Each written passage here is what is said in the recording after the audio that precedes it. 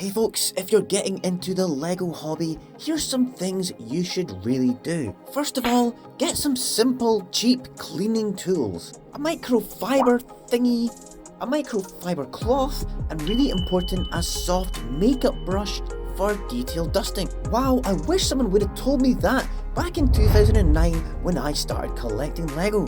Check out this dusty tank.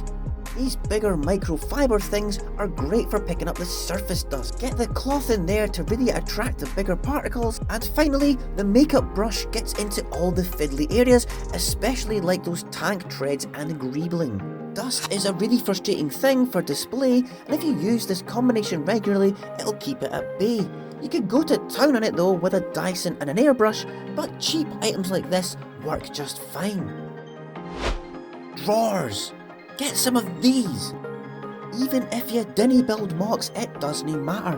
When you build sets, you get a ton of wee 1x1 parts and spares accumulating, and they're really handy. And as you get into Lego more and more, you'll find sorting and storage is more important. So start early, get one of these cheap as chips DIY sorter thingies, and you get loads of different kinds for sewing and buttons, tools and screws. Just find one that fits for you. Organise it however you want, there's no right or wrong way, but just get one, it'll make life easier and it keeps it tidy, especially for your other half.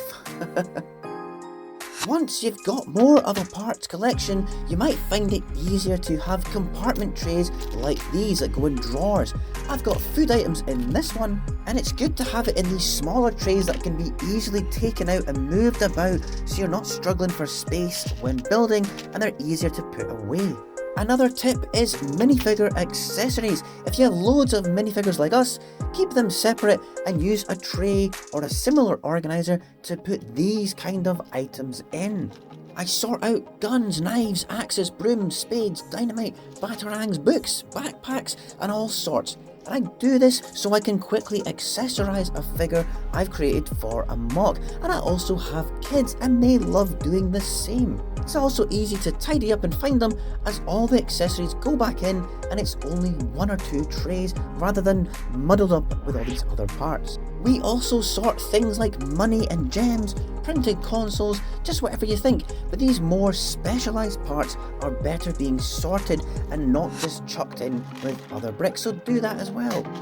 These Lego tubs are great, and if you're just getting started, these are from the Dots range and I use them to separate different coloured tiles, the curved ones and slopes. They're really useful as they have small compartments surrounding the middle for bigger pieces or more volume of studs and things like that. They are lightweight too and you can easily stack them.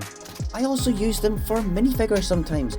I don't do the Harry Potter range, I've got a few sets, so I chuck the minifigures in these. They're quite handy boxes, so get some of them if you can. Or if you've got a ton of minifigures, then get some of these organizer boxes. My youngest is a huge Star Wars fan, so I have one of these for Rebel, Jedi types, and goodies as he would say. There's a compartment for spare guns and lightsabers, and he can just grab this case and go off and play, and he knows where they all go for tidy up time. I've also got one for clones and Imperials, and it's one of the best ways to organise figures, to have them by theme and with weapons and accessories. Or if you're not as organised or you just want to chuck them in, Lego storage heads, that's a good solution too. We've got one for Marvel and one for DC. Brownie points for guessing who we prefer in this household. Next up, instructions. If you're gonna keep them, and you probably should, then organise them by theme. It's definitely the easiest way.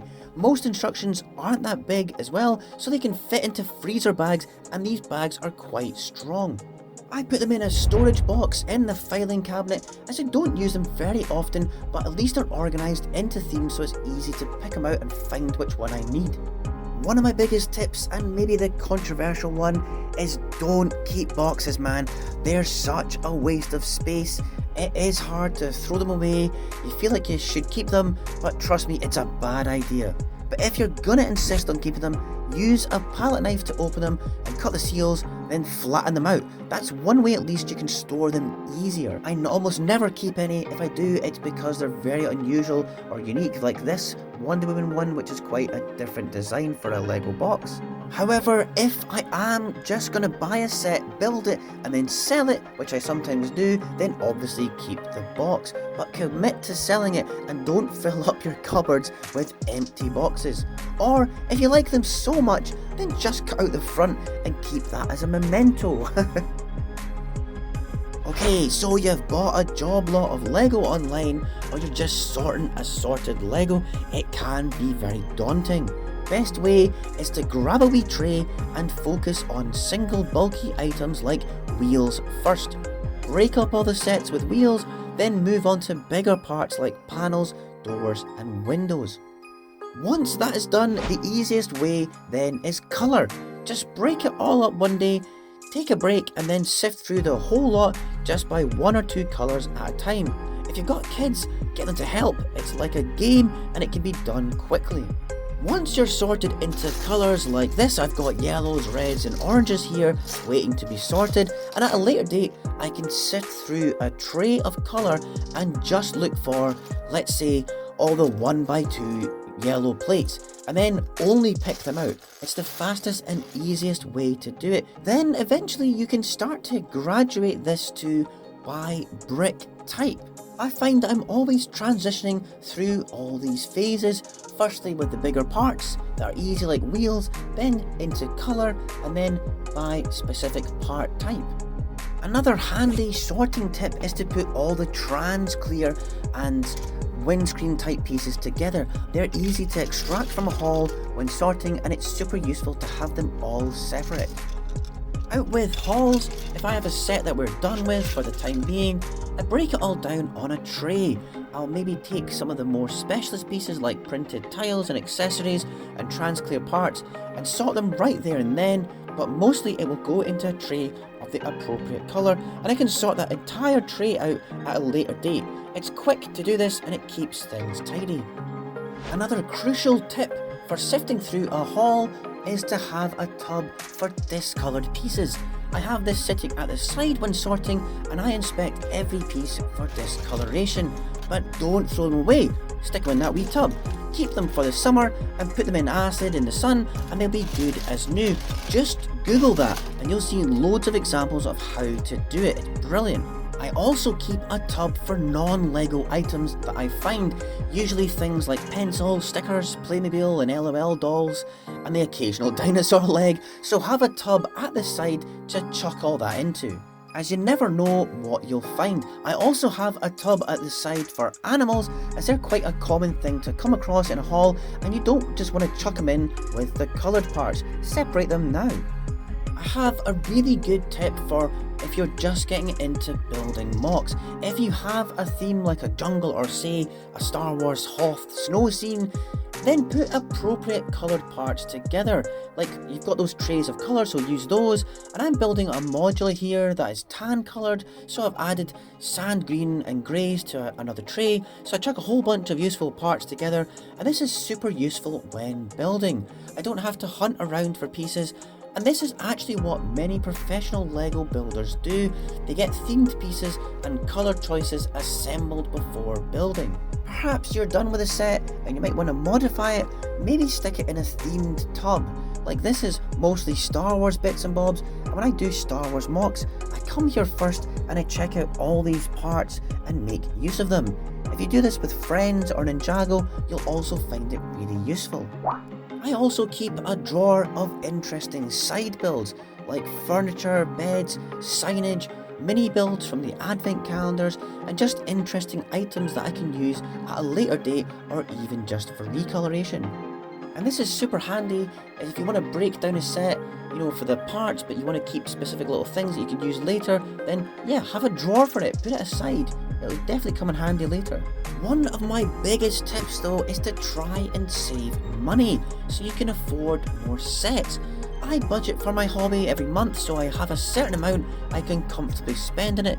So to get the sets I want and the parts I need for mocks, I follow a few simple rules. And chief among them is that I don't buy sets at full price at launch, with one exception, and that is LEGO store exclusives like the modulars or the UCS Star Wars and Batman sets.